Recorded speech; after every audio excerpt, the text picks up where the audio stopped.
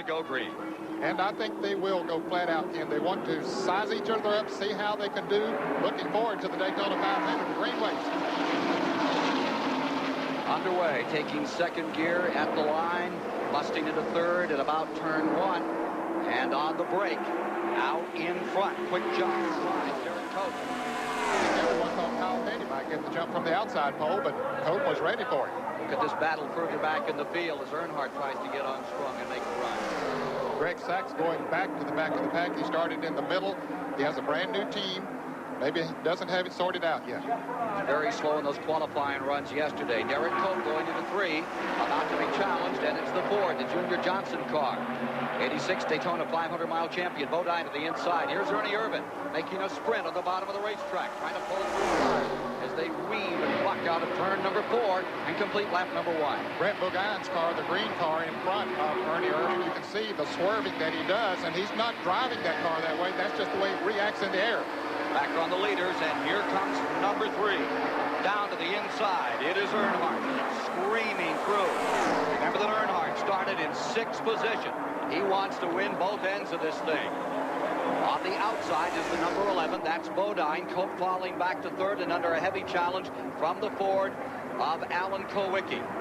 Ken, the Railbirds were saying it would take Earnhardt 2 laps to get to the front. Hasn't taken quite that long. Defending Winston Cup champion, a man who almost won the Daytona 500 a year ago, showing his strength in that Richard Childress black number 3. Jeff Bodine with a new engine in his car this morning. He didn't qualify too well for the Daytona 500, so they changed engines. Apparently it worked for him. Rusty Wallace goes into 4th. The Penske Racing Team in 4th position, and Ernie Irvan in 5th. Looking further back, here's Bill Elliott in the 9, running wheel-to-wheel with Kowicki. And from the inside, Ricky Wedd's car, who started out back in this race. Down the back stretch. Rudd looking for a place to go. He thought about the inside, and he and Rusty Wallace touch a little bit, it looks like, as they started into turn 3. Both of their cars got a little wiggly. Out of 4, another tie. Ken Schrader coming up, trying to take over the 4th position from Derek Cope. And doing so. Back to the stripe they come. Schrader on the attack. Remember that Schrader started in 11th position, 2nd largest field in the history of this event. 14 cars starting today. The largest was 16 back in 1983. And look at Bill Elliott. He started in 13th position, and now he is up to the 5th position. He helped Kenny Schrader get that position by picking up on the back bumper of him, helping the draft. And now Schrader goes to work on the car number 4 of Ernie Irvan. Will go inside his car. There's Ernie Irvan, the 4 car, closing, getting tight on Jeff Bodine's number 11. Down the back straightaway for turn 3. Earnhardt hasn't been able to break away, and look at Irvan now trying to make a move on Jeff Bodine. He looks in the mirror and sees Kenny Schrader and says, if you'll come with me, this pair of Chevrolets can pass that Ford. Irvan to the inside, has the hole, he's there. He's into 2nd place. 193 mile-an-hour average. Remember that Irvan, in qualified 1 day ago, ran a lap at 195 miles an hour. And Ken, with these 2 cars running side by side, look how much Earnhardt is able to break away. Here's Ernie Irvan down on the inside, battling for 2nd position. That's exactly what you don't want to be doing if you want to go after the number 3 car. Exactly. Earnhardt wants them. He likes to look up in his rearview mirror and see them running side by side. Even the 4th and 5th place cars are running side by side. Earnhardt just running out in clear air by himself, but he isn't pulling away too much. Closing ground out of that corner. There you see Derek Cope, the big surprise here, staying right up and mixing it up. Drafting is so critical here at Daytona, and especially with the restrictor plates that are mandated by NASCAR. 2 cars now run out back, and that is Dick Trickle and Greg Sachs. Well, we see Jeff Bodine as he turns the steering wheel on his Junior Johnson Ford. Halfway distance in the first 10-lap sprint of 25 miles. Earnhardt dominating. Now, to the inside, the 4 shoots away. He gets a little help on the bottom from Schrader and pulls up to run on Earnhardt. Remember, $25,000 to win in this first 10-lap segment. With 3 Chevrolets now out front, Bill Elliott has moved up to take over 4th place in his Ford, and Mark Martin in 5th place in another Ford. Jeff Bodine following the 6th. Kyle Petty, who set up in front, back there in 7th. Now look at Bill Elliott trying to make a move on Kenny Schrader, hoping that his Ford partner, Mark Martin, will move with him. 25,000 to win, 17,000 in second. Let's go to Mike Joy, standing by with the former winner of this event. Darrell Waltrip won it in 81. Kenny's been in it a record 4 times. Who do you like in this first segment? Well, of course, Earnhardt's out front right now, but what you see in here, this race is kind of different than any other race that we run, obviously. These guys, a lot of them are one-lappers. They got in this race by sitting on the pole and running one fast lap. What you're seeing is like always, the racers are out front. The guys that can run hard all day long are out front, and they're going to win this segment of the race. One of them is Ernie or Bill or Dale, and then they'll turn it around and go again. Very good point. To get into the race, of course, they did have to win one of the Busch Bowl Awards sometime during the 1990 season. And as Darrell said, that was a one-lap run. A thought from Chris Economack. Well, just before the start, we had a chance to talk with every driver about what's going to happen at the halfway point. And every driver but 3, Dale Earnhardt, Bill Elliott, and Derek Cope, said they would stop. Earnhardt said if his car was really right, he wouldn't stop. The other 2 said they'd make up their minds. So it's going to be interesting to see whether or not Earnhardt elects to stay out the way his car is running. Irvin in a position now to really take a shot. And remember, he has been running quick all through these first few days of speed weeks. And to the inside comes Jeff in number 11, the Ford at red car, sneaking along the bottom of the racetrack. Then he shut off, runs out of draft. Schrader goes back into 3rd. He needed someone to go with him. We're inside of Ernie Irvin's car now as he chases Dale Earnhardt. But Jeff Bodine could not get a partner to go with him down on the inside. He had the momentum, but once he got up there and that momentum ran out, the cars just drove by him on the outside. And look, here goes the Ricky Rudd car on the outside. Bill Elliott moving around. So that move, unfortunately, cost Jeff Bodine. Rudd making a tremendous move from 14th spot. Remember, it's only a 10-lap, 25-mile race. Coming around this time, we'll see if the Modesto, California campaigner, who won his first Winston Cup race just a year ago, is going to have it to make that move on the Intimidator, the black number 3 of Earnhardt. There are no points in this race, Ken. Just money, prestige, and bragging rights. And the bragging rights might be the most important part of trying to run up front. Remember, first goes to last for the second segment. In that second segment, from Ernie Irvin's vantage, looking at the leader, making his run here at Daytona on this beautiful Sunday afternoon. Here comes Ernie. They're both going to try to win both ends of this thing. The number 3 getting very wide there, Ned, as they hit turn 3. Yeah, he did that. That was the purpose move. He was just trying to break the draft of Ernie Irvin. To the outside, Schrader looks for some clear air and tries to set sail. Car spinning, in trouble. It is Jeff Bodine in the car number 11. Caution is out. Bodine slides down on the inside. Now he gets back on the grass. Apparently did not hit anything. Very fortunate. The first segment ends under caution with Earnhardt $25,000 richer, Irvin second, Schrader third, and Bill Elliott from the last row to 4th. More in a moment. The airship Shamu, the 190-foot-long SeaWorld blimp, making its first appearance here in Daytona. And let's take a look right now at that finish in the first 10 laps. Here's how they came across. Earnhardt victorious under caution and checkers with Ernie Irvin second, followed by Schrader, Bill Elliott, Ricky Rudd, Mark Martin, and Kyle Petty. The 1 through 7 positions, and there's the remainder of the field. Now remember, those who were last now become first. Jeff Bodine did it pretty dramatically coming out of turn 4, Ned. Yes, and I don't think he did that purposely to get to start on the pole. He lost control coming off of turn 4. His car number 11 spun to the inside, and fortunately he did not hit anything. He spun around and around and came in, changed 4 tires, so he's on the pole now. From inside of his car, here's how it looked for Jeff Bodine, 86 Daytona champion. And you can see he was looking at the infield. There for a moment he couldn't see anything. Then he looked at the other cars going by, spinning around one more time. There goes Alan Kulwicki behind his windshield. I doubt if Jeff even saw him. Now let's go to the pits and Dave Despain.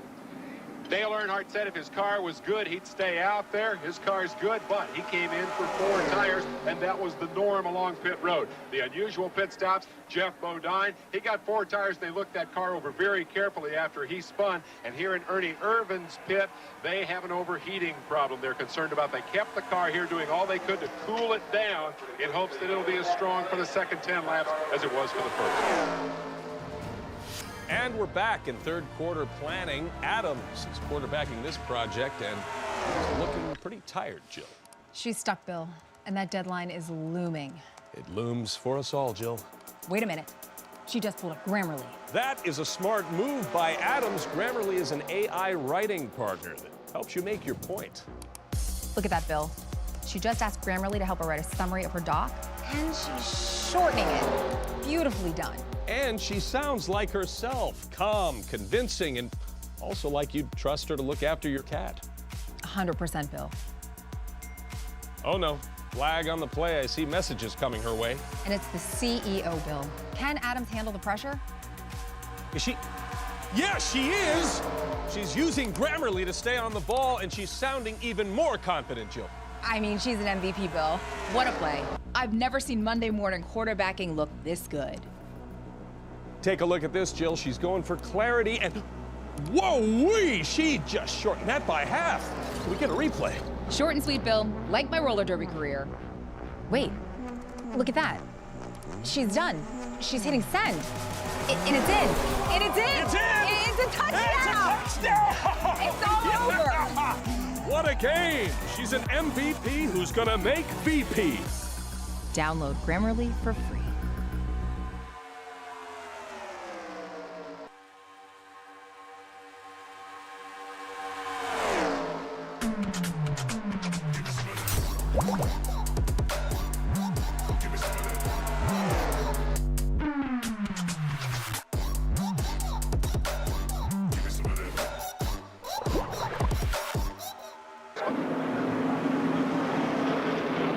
Let's take a look at the starting lineup for the second 10-lap sprint. Up in front, first row is Bodine and Sachs. Row 2 is Trickle and Wallace. Row 3, Alan Kowicki, Derek Cope. Then in row 4, you have Brett Bodine down on the inside, and standing along beside him in that 8th position as they get ready to fly Will be the Kyle Petty car. Mark Martin will start 9th. Ricky Rudd 10th. Bill Elliott 11th. Kenny Schrader 12th. 13th will be Ernie Irvin and Dale Earnhardt shotgun on the field. second 25-mile second. It's 10 laps, $35,000 to win.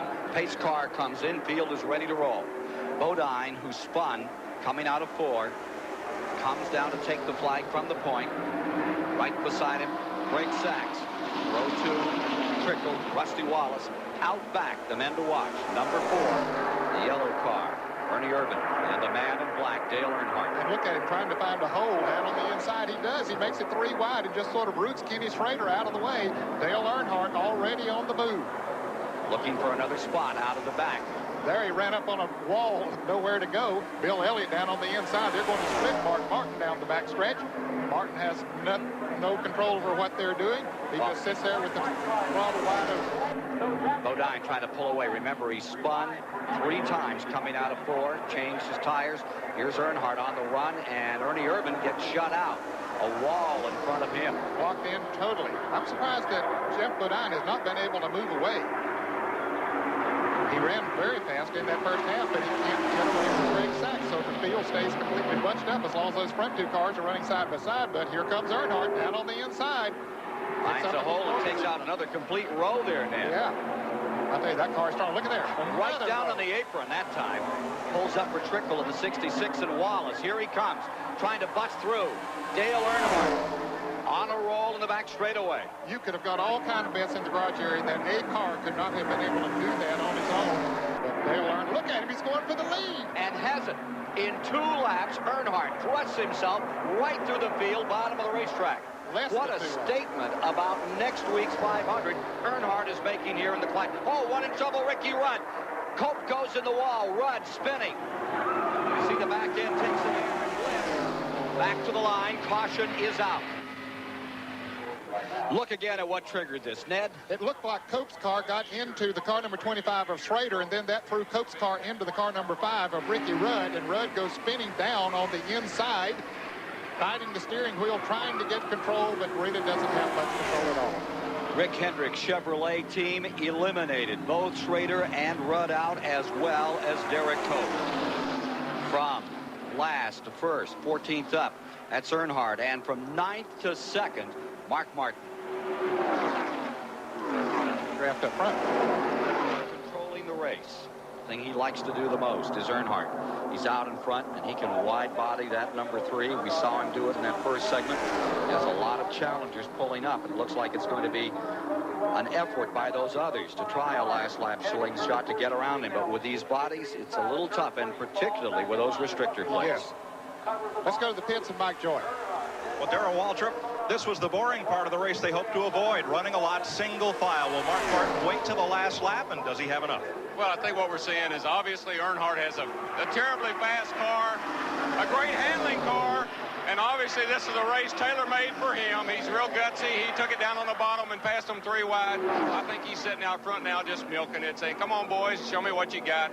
I don't think anybody can do anything with him. Mark might be able to put a move on him somewhere if he caught Dale looking in the mirror and made some sort of diversity move like that. But I'm pretty depressed right now. I'm watching this race and thinking about I got to be out there next Thursday and next Sunday with that 3 car. I guess everybody will sit on the edge of their seat and wait and see if the last lap has anything to offer. Last lap here was 194 mile an hour average churned out by Earnhardt with Martin, Bodine, Wallace in pursuit. Chevrolet leading, Ford second and third, Pontiac maintaining fourth. There was a time on the last lap that maybe first was not the place to be, but since the days of the restrictor plate, I agree with Darrell. I think Earnhardt will stay out there and just see what the others has and not take any chance of trying to draft past on the last lap. He wants them to try to draft past him. A year ago in the Great American Race, it was Earnhardt's to win all the way until the last corner, the last lap, and he cut a tire. And he hopes to break that black omen that is hung over him here at Daytona in the 500. Look at him drop down again and use that white line right on the bottom and walk it with that car better than 190 miles per hour. And as the days go